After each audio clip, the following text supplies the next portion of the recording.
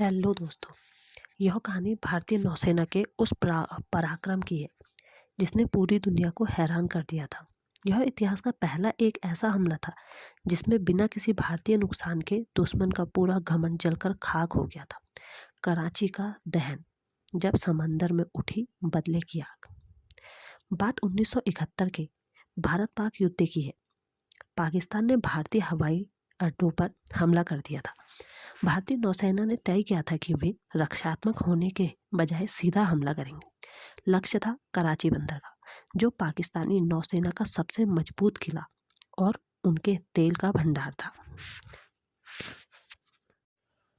Pakistani radar पर मौत नाच रही थी, लेकिन जब तक उन्हें समझ आता, कराची का समंदर तेल और बारूद की आग में दहक चुका था।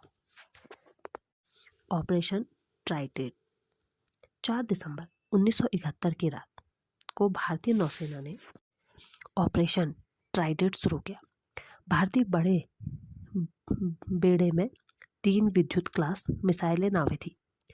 INS निफ्ट, INS निघट और INS वीर। इन छोटी नावों का काम था पाकिस्तान के विशाल जहाज़ों को उनके घर में घुसकर मारना।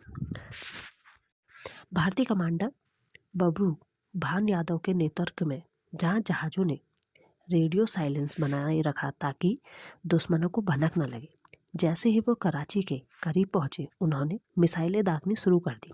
पहला बार INS निघट ने पाकिस्तानी जहाज PNA खैबर को निशाना बनाया।